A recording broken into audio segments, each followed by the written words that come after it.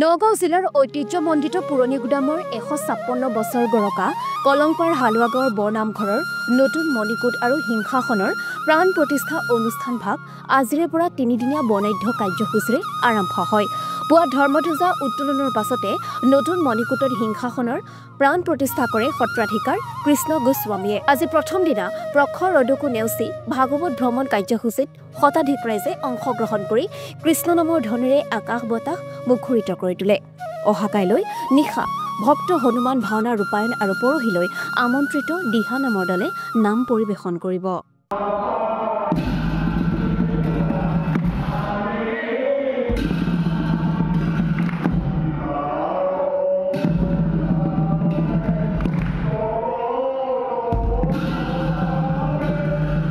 ওঠৰশ 69 চনতেই নামঘৰৰ প্ৰতিষ্ঠা হৈছিল।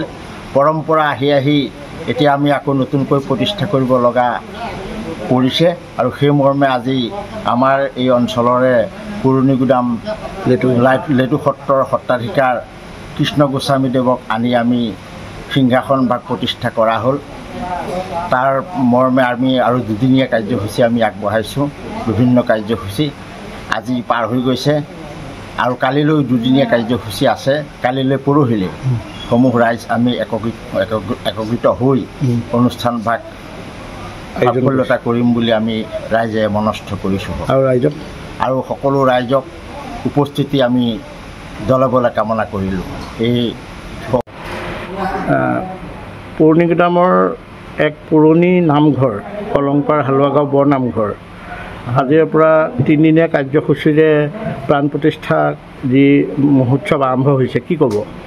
এতিয়া আমাৰ আজি এই পূৰ্ণিমাৰ দিনটোতেই ৰাইজে সিদ্ধান্ত কৰি পেলাই আমাৰ নতুন যি ভাগ মণিকূট, সেই মণিকূট ভাগ ৰহি থৈ আছিলে সিংহাসনৰ পৰা।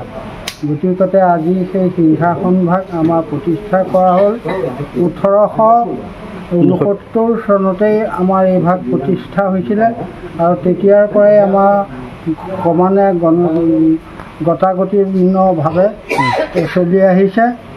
আজি তাৰে আমাৰ প্ৰথম কাৰ্যসূচী ভাগ আমি আজি প্ৰায় শেষেই হৈছে আৰু 3দিনীয়া কাৰ্যসূচী 2দিন আমাৰ বাকী আছে। এই 2দিনত কালিলৈ যি ভাগ আমাৰ সমূহ ৰাইজ অঞ্চলৰ দ্বাৰাই যি এভাগ নাম কীৰ্তন হ'ব, তাৰপিছতেই সন্ধ্যালৈ আমাৰ যুৱক যুৱতীৰ দ্বাৰা এভাগী ভাওনাৰ আয়োজন কৰা হৈছে।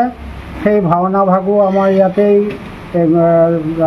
ৰাতিলৈ প্ৰদৰ্শন হ'ব আৰু তৃতীয় দিনাখন আমাৰ যি এটা পৰম্পৰা, যি আমি গৰখীয়া সকাম বুলি কওঁ, সেই গৰখীয়া সকাম ভাগ আগৰ হ'লে আমি পাতিছিলোঁ হওক গছৰ তলত, আৰু এতিয়া লাহে লাহে চাপি আহি পেলাই নামঘৰ পালেহি। সেই ভাগৰ কামো আমি তৃতীয় দিনাৰ শেষ কৰিম বুলি আমি মনতে আহ্বান কৰিছোঁ। নিশালৈ আমাৰ দূৰৰ পৰা যিসকলক আমি নিমন্ত্ৰিত কৰিছোঁ সেইসকলে দিহানাম প্ৰতিযোগিতা কৰিব আৰু আজি সেই কামভাগ শেষ কৰা হৈছে।